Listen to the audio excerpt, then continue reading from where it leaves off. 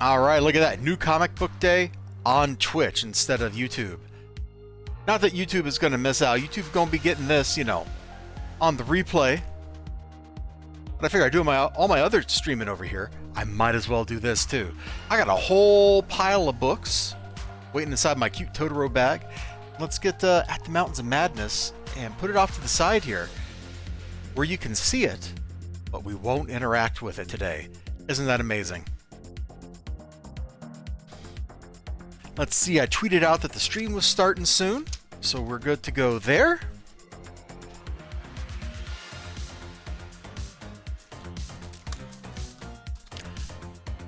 Oh my gosh, this is 2025. It is freaking 2025. I need a new envelope for my receipts. Okay, well, I will have to make a mental note to grab another envelope. And I wasn't kidding when I said there was a whole pile of books. Like, I meant it. We got a bunch here. Let's sit this down. Oh yeah. We are listening to the Streets of Rogue soundtrack because I am in anticipation of when Streets of Rogue 2 comes out. Really waiting for that game, really hoping for that game, really looking forward to that game. Because I played the demo, and the demo was dope. Demo was so dope that it made me do a 180 in how I thought about that game. See, I got it on my wish list, right? Oh, I got Shogo on my wish list. Along with 3 items that are no longer available. I wonder what those were. Let's delete those. You know, I should, Oh, there's a Ninja Turtle DLC? I forgot all about that. Wow. Is it safe to look at this on stream? Yeah, I guess it is.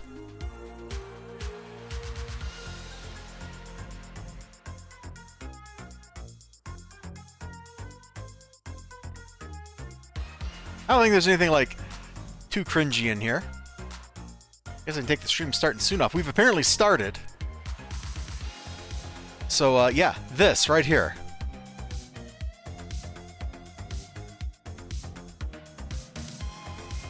I played the demo of this thing, and I think I got a video up on YouTube somewhere of me playing the demo. I streamed it and recorded it and put it up on YouTube, and it was a blast. Now, I think ultimately, like, if I go to play it and I want to, like, actually get good, I'm going to end up doing cheesy stuff like I did in the original Streets of Rogue. Like, I always play with guns turned on unless I'm playing, like, The Wrestler or something, right? But, you know, like, infinite ammo, I mean.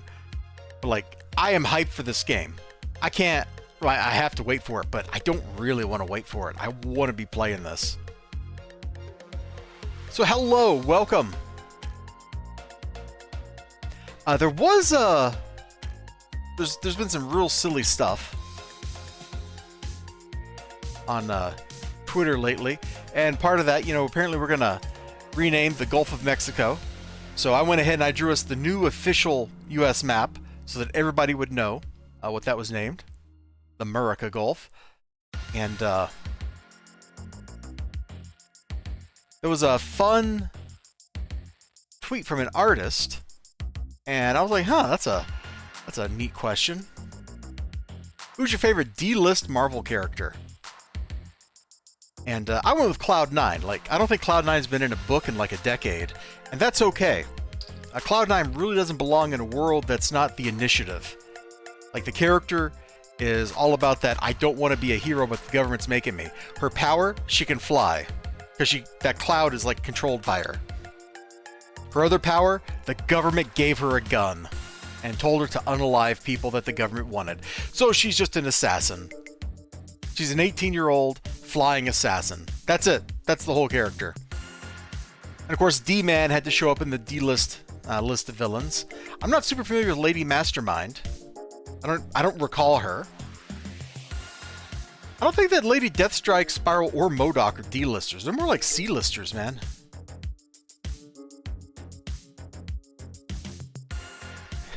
This was just a funny exchange.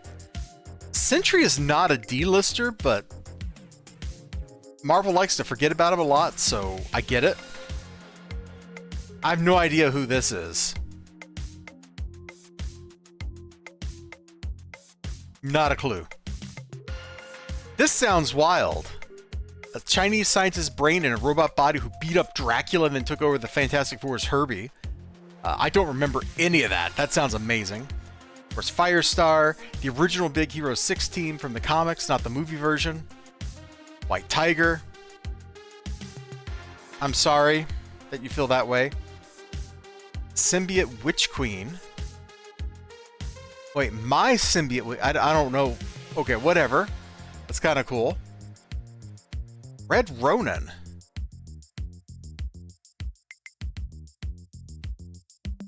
This mech was designed to battle the King of Monsters, Godzilla, but was nearly linked to a scientist's grandson who thinks Godzilla's misunderstood, leading to both fights and team-ups. Okay. Cool. Oh, Toxin. That's a good choice. A lot of the symbiotes are definitely D-listers. Like, you got Venom, and you got Carnage, and then you got the rest of them. Sentry Crimson Dynamo. Now there's a choice. Russian Iron Man, basically. I think I have like one comic that has Reptile in it. So, okay. Oh, dude, I don't even know who this is. Shatteraxe? Not a clue. Elf with a Gun and the Great Lake Avengers. Hypno Hustler. Elsa Bloodstone. Yeah, she's definitely a D-lister. And Lyra, I don't know who that is. Frickin' Howard the Duck showing up again. You know, Mr. Immortal is a fun character. Speaking of Great Lake Avengers, let's pull him up.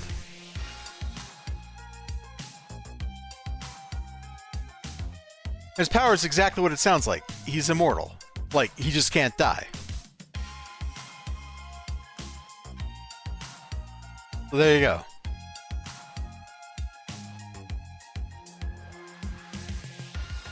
He was apparently in the She-Hulk TV series. I didn't know about that. I don't think it really matters. Would Songbird count? Yeah, you know, probably a lot of the characters that have been in the Thunderbolts team, but both Thunderbolts teams, 3 Thunderbolts teams, where whatever. There's the actual like the original Thunderbolts, which were villains pretending to be heroes, and then there's the later Thunderbolts, which is just the Suicide Squad. But yeah, there's some interesting characters in that. With exceptions of like the Juggernaut and stuff, like a lot of those dudes are D-listers, like Mr. Hyde, or maybe Songbird. Although I think Songbird was more of a D-lister before she became Songbird, back when she was still Screaming Mimi, Angar the Screamer's husband. Ingmar, whatever. Howler? Whatever, I don't remember. Yeah, okay. That's a DC character, Snowflame. That's the dude who's powered by cocaine. Tarantula, yeah. Wonder Man used to not be a D-lister, but I would say he is these days. Oh, Stiltman? Stiltman is like a Z-lister, but yeah. I'm scared to click this. Is this going to be something I have to blur out? Oh, whew. Anti-Venom, okay. D-Man. Nosferatu, bro. I don't even remember her. We're not gonna click that because Lord knows what's in the hidden replies. We're done here. But I thought this was an interesting exercise. Like, what is your kind of like your guilty pleasure character, right? Because that's what that kind of comes down to. Like, I don't know that there's a big difference between D and F list. You know, like once you get down so far, it's like you just go straight to the bottom.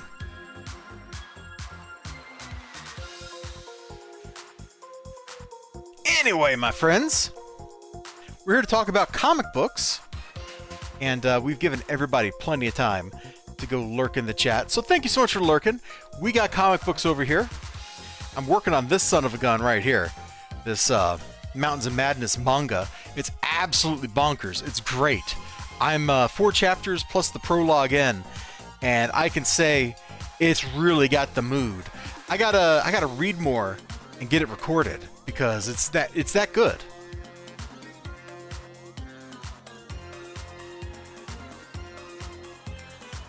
Alright, so, as you know, when I get my comic books, I go to Graham Cracker Comics on Wednesday, which is New Comic Book Day traditionally.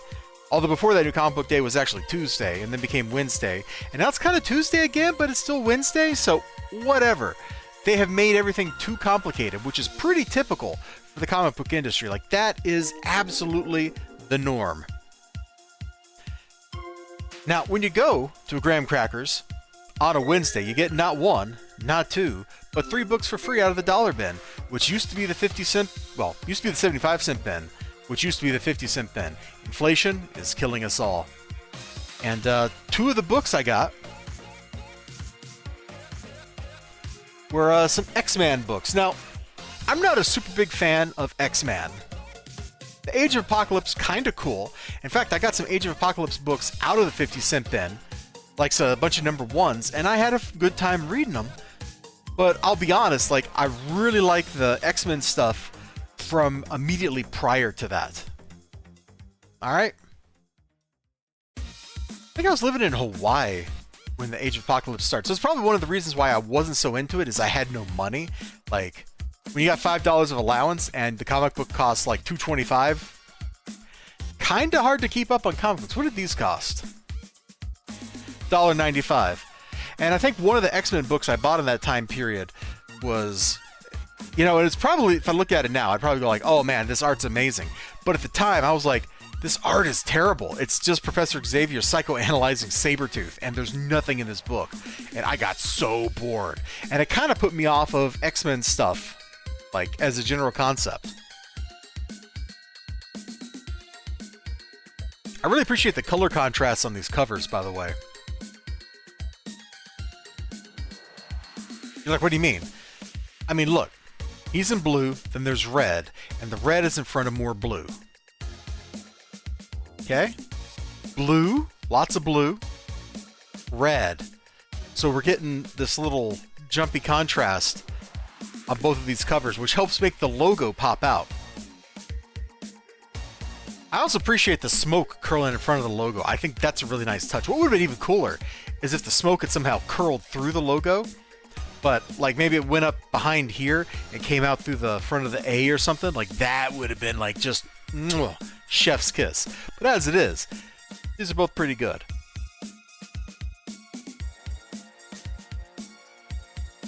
So let me... You can see this has a little curl to it. I'm not sure if it was like that in the bin when I picked it up, or if my Totoro bag did it. But, yeah, it happens. Eventually this is going to go in a poly bag, so whatever. No one will ever know. Project Overkill. What is Project Overkill? It's a PlayStation game. It's ready. Are you? Let's look this up.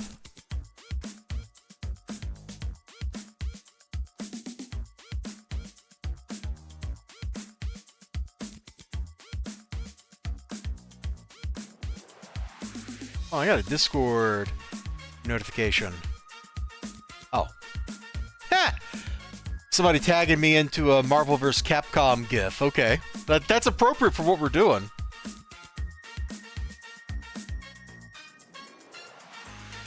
Shoot 'em up for the PlayStation, developed and published by Konami in 1996. The plot of the game revolves around a group of 4 mercenaries hired to eliminate a group of humans called the Viserions.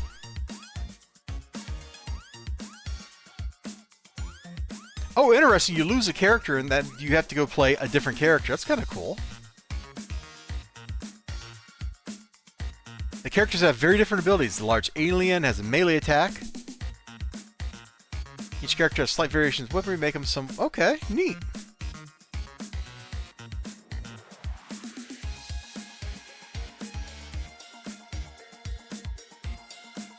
Isometric, so... We go to like Moby Games or something? Can we get a... We're gonna port for the Saturn. It was never released. Alright, I'm gonna click away from this for a second. I'm gonna open this YouTube video. Just in case it like starts off with like a big splash of blood or something that YouTube does not like. Let's check this out. Okay, it starts with the old school Konami logo. This is probably safe then. Like, I remember seeing this from the Contra Legacy of War. I played a lot of that game. It wasn't a very good game, but I sure played a lot of it.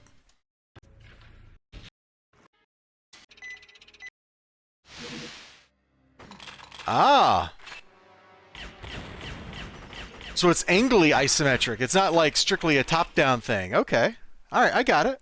All right, that's probably enough. I see what kind of game this is. It looks fun. Looks like fun. Wonder how expensive that game is. You think the game's like $5 on eBay or something? Let's look.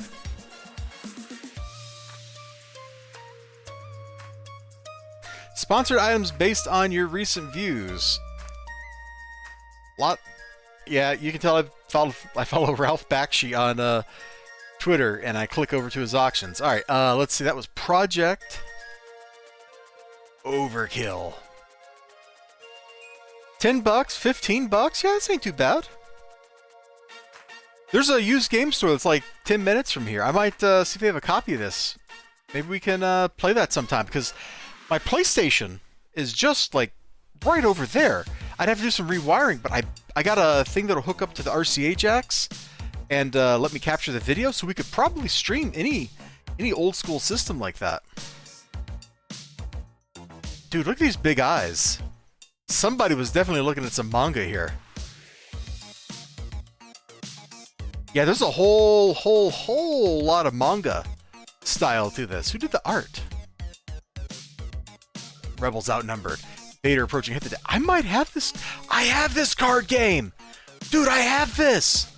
It's probably downstairs in my basement, but I got this thing. I've played it like twice in 20 years. Dude, that's a really nice headshot. So's this one, for that matter. That bottom lip is a little too plump, but I like that too. Hold on, look. Who did the art duties on this thing? Where's even the credit page? Oh, here it is. A Stan Lee presentation. Dude, he just gets his name on everything. Terry Kavanagh. Hold on, is that the game designer, Terry Kavanagh?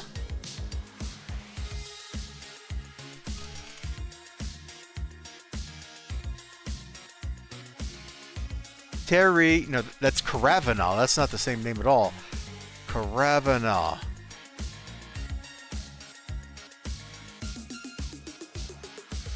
American comic book editor and writer. Co-founded the internet startup company mybeanjar.com. That's kind of weird. Who's the guy I'm thinking of? It's the guy who did Super Hexagon. Isn't his name Terry Kavanagh? It's spelled different. It's got a C instead of a K. Okay, I was not completely crazy. By the way, if you've never played Super Hexagon, you should play Super Hexagon.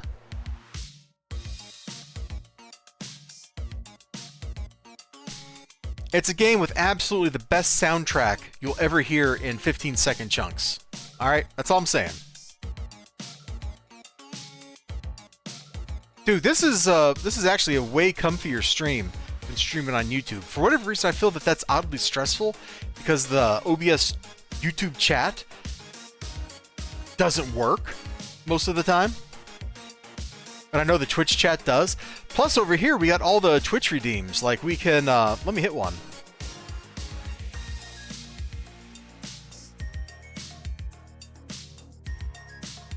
Damn, that's fast. There you go. Damn, that's fast. Let's look at this other X-Man book here real quick. Wait, was that Batman in the back of this? Yeah. Massive, chiseled, ripped. Legends of the Dark Knight Premier Collector Series figures from Kenner. That's kind of funny seeing a DC property advertised in a Marvel book. One name, one universe, one more time.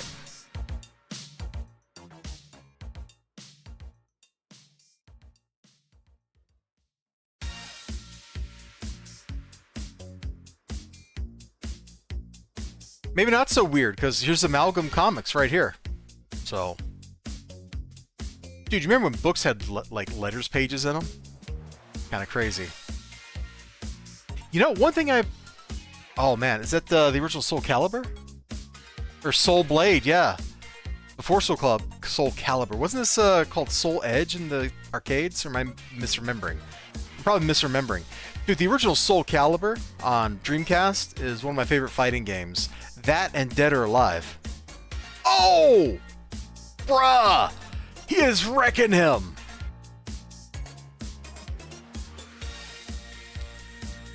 Scoom! What a sound effect! Oh! Hey, it's a Ninja Weasel! You missed a lot of silliness, man. But I should notice, I do notice that it's as soon as I hit a Street Wars sound clip that you show up. You know? That's what I've learned. That's what I've noticed here on this stream. Conflict.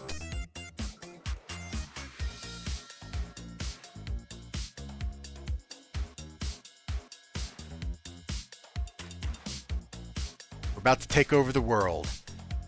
You know, isn't Nate Gray like supposed to be like an uber powerful psychic anyway that could actually pull that off?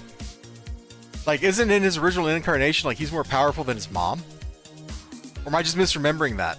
Like, the only reason Cable isn't this completely insane super psychic is he uses his psychic powers to keep the technovirus thing from taking over his body. So anyway, those are two of the 3 free books I got today.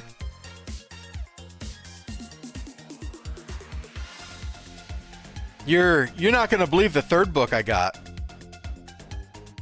You're not gonna believe it at freaking all. Like, as soon as I saw this in the bin, I looked over at my shop man, and I'm like, really?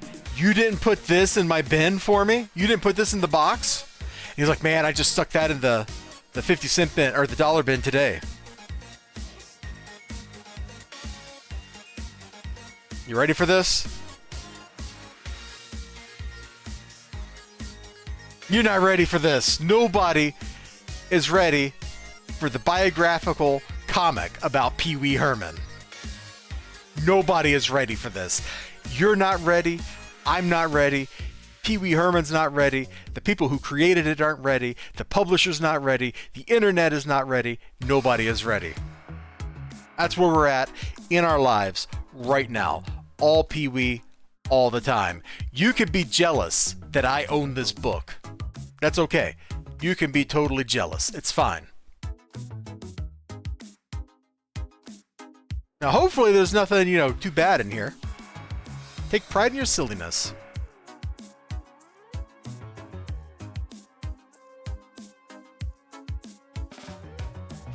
Like, what exactly is this biographical comic going to depict? Like, does this go up through his, obscenity arrest and stuff? Is it going to talk about the fact that he, collected muscle magazines from, the 60s? Which are, thinly... Oh, look at that!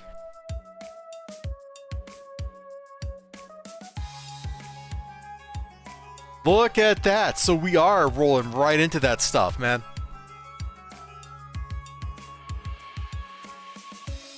Poor Paul Rubens, he had this great character, and it just completely and utterly devoured him.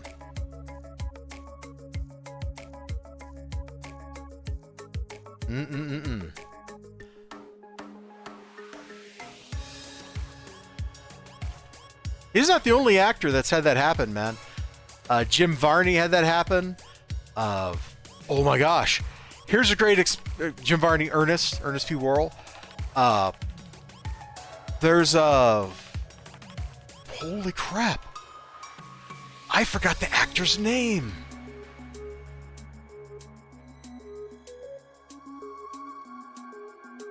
Jaleel White. Thank you, Internet, for reminding me who played... We all know who Urkel is. Dude. That's, like, those are all actors whose whole everything just became, like, that character. Jim Varney wound down his career doing, made-for-DVD Ernest movies. I don't even know what Jaleel White's done since he did Family Matters. Let's see if we can look that up. I know he did, like, a TV special, and that's like, the only thing I know. Other career highlights. He voiced Sonic the Hedgehog, I guess. Okay. I don't know. I didn't know that, but that's cool. He's had like a bunch of one-off appearances and stuff. He's been in a bunch of films that I don't remember.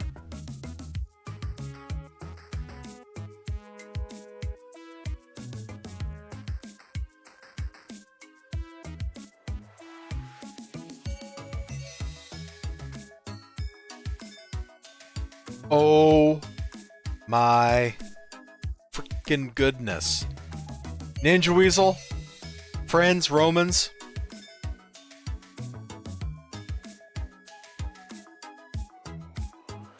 Urkel Saves Santa, the movie from the year 2023.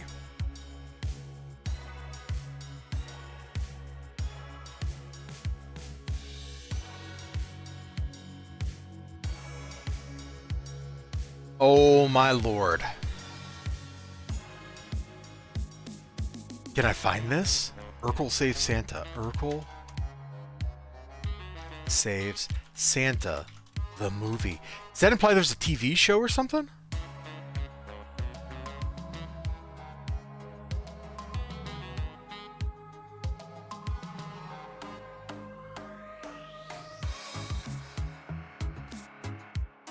Where does it stream? Sorry. Steve Urkel, after an unfortunate accident where he ridicules the mall Santa, creates an invention hoping to fix the holiday spirit with the help of the real Santa.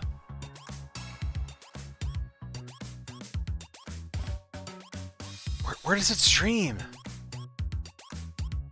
Why is it you can't just like look up, where do I find this movie? Why is there a website that just says, oh my gosh, this gets a 91% on Rotten Tomatoes? It gets a 91% on Rotten Tomatoes. Bruh. Bro.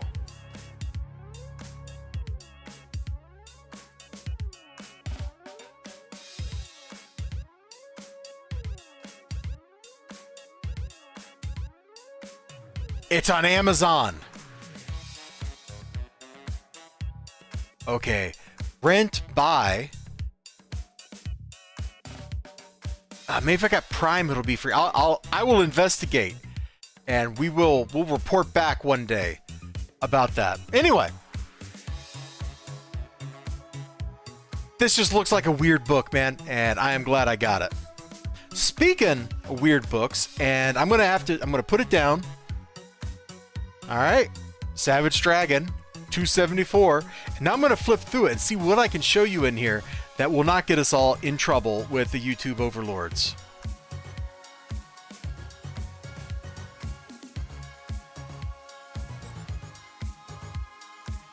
It's kind of wild. Wow. I think technically I could show that on Twitch, but I'm not going to. It's kind of wild, Eric Larson's art, man, because way back in the 80s, when he was doing Spider-Man,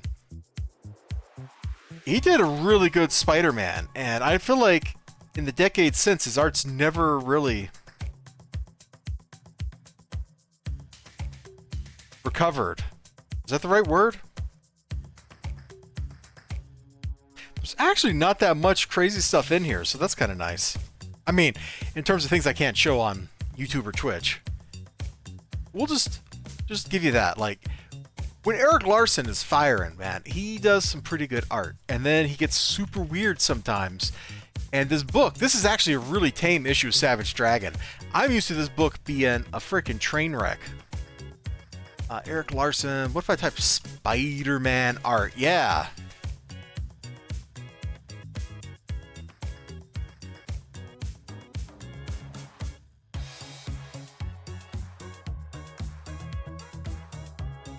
I have no idea which one of these are actually drawn by him. Is there a Spider-Man omnibus or something I can search for that gets like some interior pictures?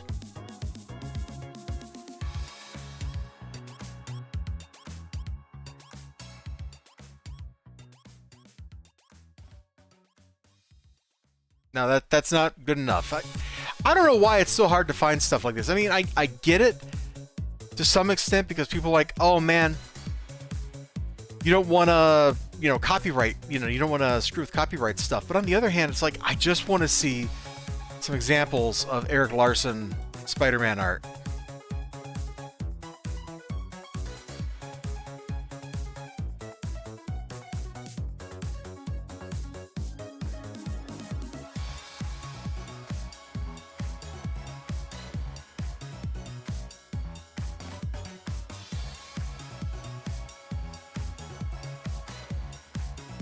Well, it claims this is a piece of cover art by Eric Larson, so I think this is a good example of what I'm talking about, man.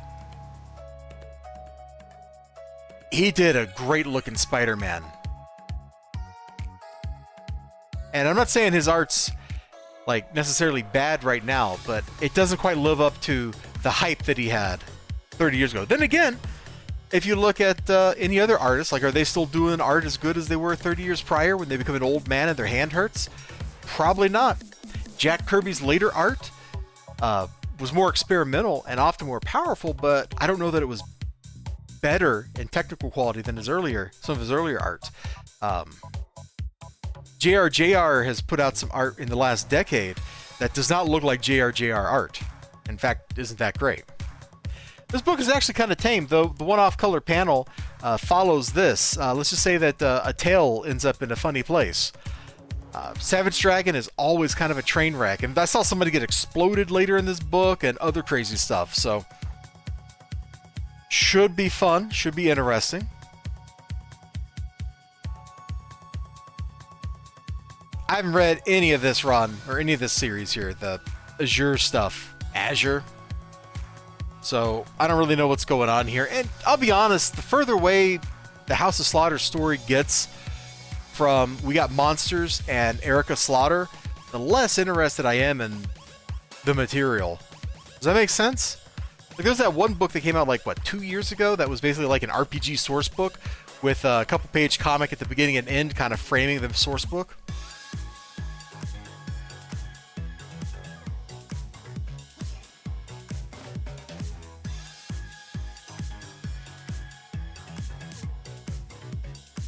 I don't know. I don't know, man. My opinion on House of Slaughter and Something Is Killing the Children like swerves back and forth dramatically from day to day. So, whatevs, right? Whatevs. Hold on. Let me close that. Close that tab. There we go. It's easy to lose track of how many tabs you have open. All right. We're not really going to look at any more of the House of Slaughter thing. Like, whatever. What I'm actually excited for, and I got to go back and find the last issue. That's right, man. Freaking Sweetie. Candy Vigilante. I got too much stuff to read, man. This Lovecraft comic over here is just going to kill me. Alex Ross makes great looking covers. But he has and I really like Kingdom Come. Let me also state that. But Alex Ross has the problem that a lot of what he does ends up looking like statues that are posed. As opposed to more organic, natural looking art. You know, everything looks like this is an iconic photo or an iconic picture of this thing, even when he's doing sequential art.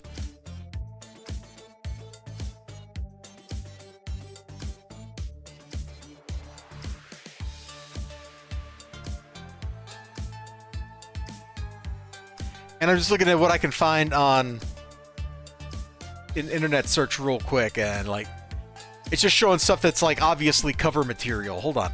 My Kingdom Come might be on my bookshelf right behind me. Let me turn around and get that if it is. If not, I'm not sure where it is. Might be in my bedroom.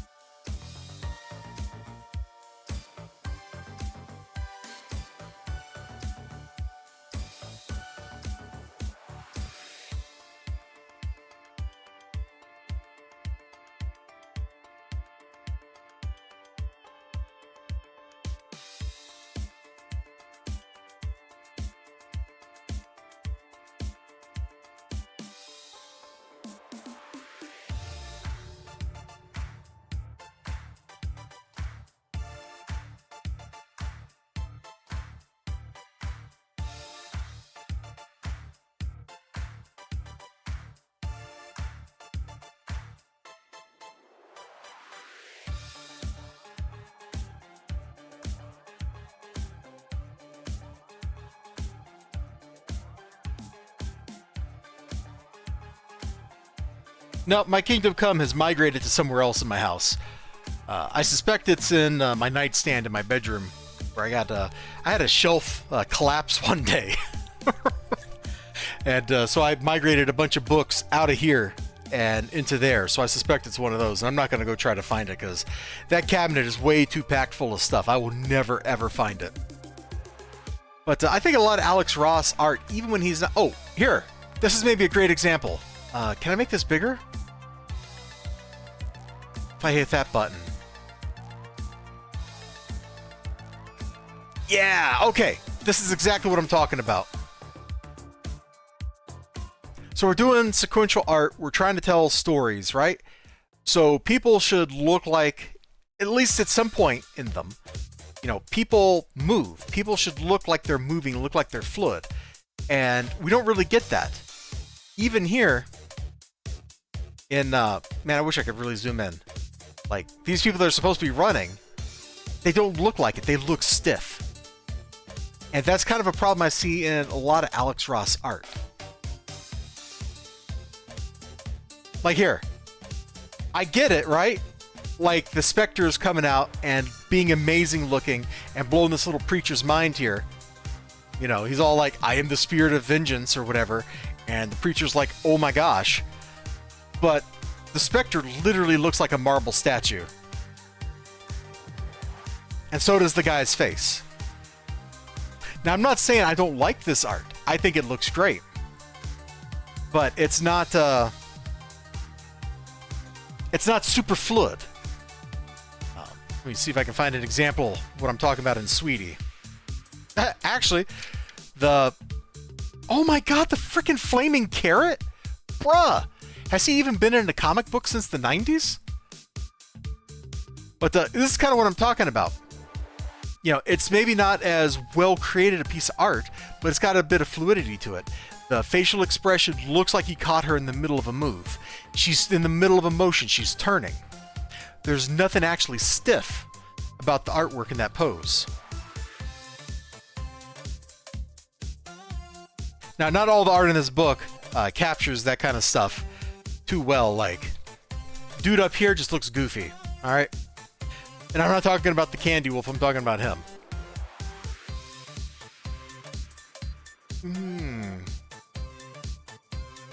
But people should, when they're posed, they should look like they're alive. And Alex Ross makes a lot of iconic look at stuff. Conan O'Brien, yeah, maybe. If you're talking about the Flaming Carrot, he's an old comic character published in Dark Horse. If you've ever seen the movie Mystery Men, that actually is a Flaming Carrot movie. He's just not actually in the movie from set in his universe. If you're talking about the redhead with the bad arm, that might be Conan O'Brien. I don't know. Mystery Men.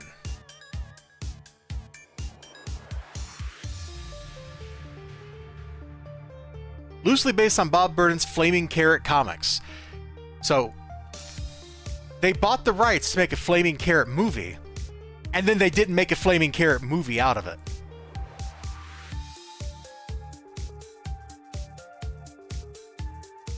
So, there he is.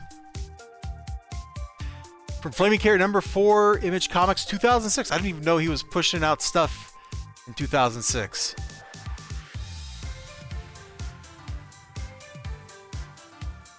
They got like a list of cameos or anything down here? Nah, okay. Even Flaming Carrots has come to the Pop Comics frenzy with a $60 million spin-off Mystery Men movie from Universal.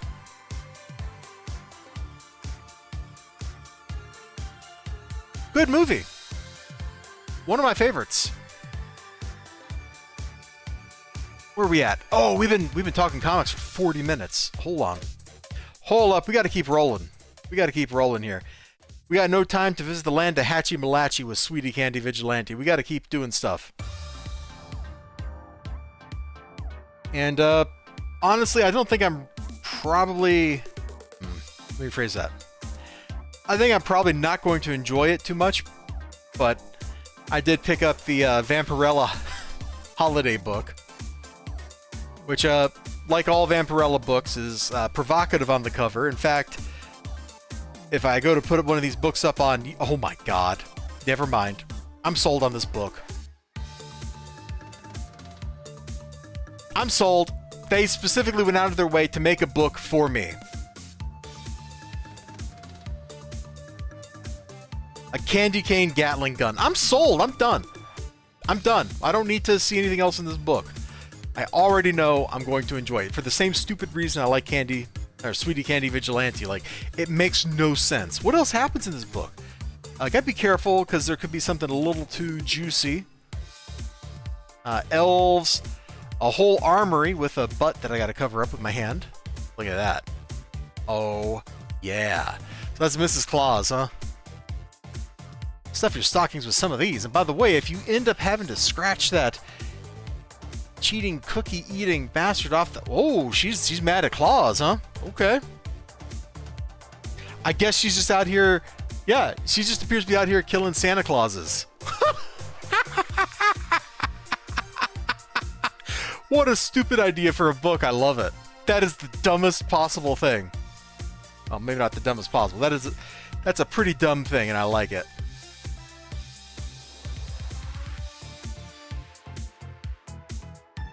Speaking of which, I got another Vampirella book here, which, just like the other one, you know, very provocative cover.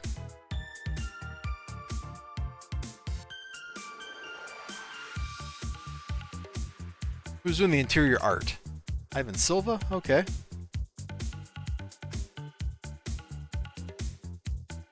And I'm super out of date on what's going on in the main Vampirella book, so I don't actually know what's going on here. I got like 2 years worth of books to read. Oh, she's drinking the blood of herself from another universe. That's kind of weird. Is that like cannibalism? If you eat your clone, is that self-cannibalism? Think about it. Let me know what you think. Looks like it'll be interesting, but, you know, I gotta read the book about her marrying Dracula first. That's got like 5 issues. That's Unholy. And that's in one of my boxes around here somewhere, just waiting on me to get to it.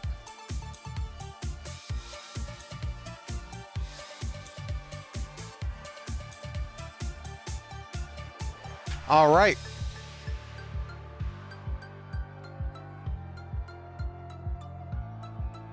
Oh, this is interesting. Ghost Machine is finally... I got Geiger. Ghost Machine is finally explaining what's going on with their product line.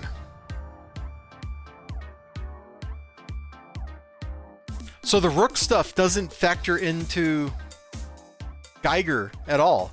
Now I know. I see Junkyard Joe is back. I thought he got dealt with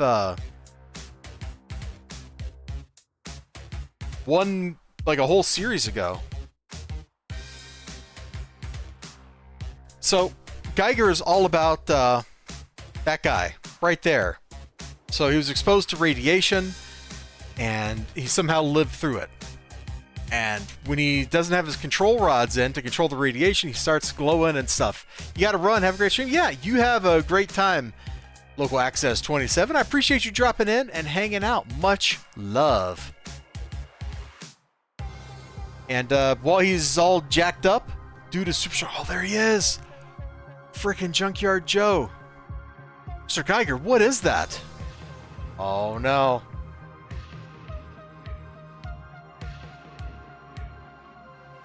Oh! That poor Nuclear Knight. I love that guy, by the way. Oh, who the heck is she? Last page of the book. Oh, what a great cover! What a great cover for the next issue. That's awesome looking. And last book on the list today. Looks like some smuts on the back. What's up with that? Hold on.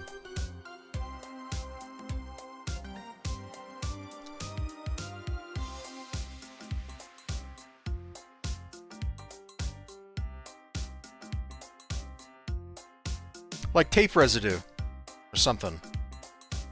That's no good. All right, anyway. Because the back, it's a wraparound cover. And this is drawn by my sorta buddy, Matt Weldon.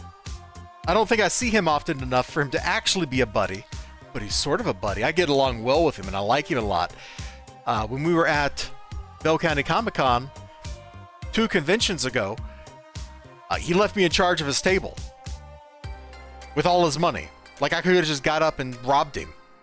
Now, I didn't, of course, and I appreciate the trust. But he's that kind of guy, man. He's that kind of guy. Great cover. That's a great cover, man. What's that dude's name? Rolinto, right? Up there, fighting Guy. Cody's over here getting strangled by poison. And Hagar's fighting Andre the Giant. Like, this is everything I want in a comic book cover right here.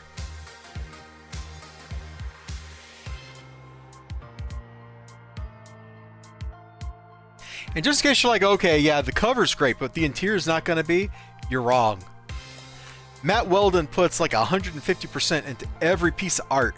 And this, I love the way he draws hair. Every time I see Matt Weldon hair, I'm like, oh yeah. Oh, dude, look at Hagar's face down here. Oh, he's going to crush somebody with that bulldozer. Turn that rig around and get back to you. Turn away. I don't think he's gonna. I think he's going to run right over you, bro.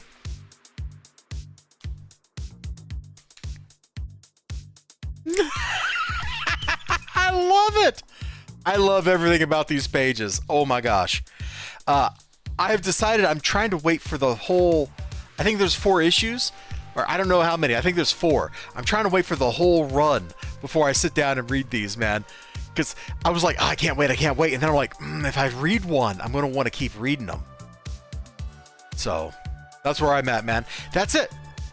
That is all of our books and other related topics for this week's New Comic Book Day. Let's kind of shuffle all this back into place.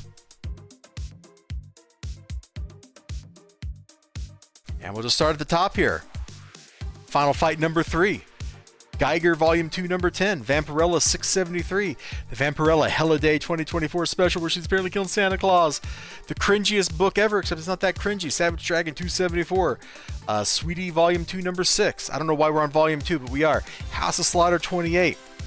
Freaking Pee Wee Herman biographical comic book. And 2 issues of X-Men, 22 and 27. You all have a great one if you're on YouTube. Take care of yourselves.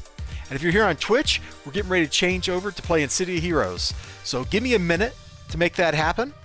And if you're on YouTube, you'll be seeing this video tomorrow, Thursday, in the afternoon. All right? All right.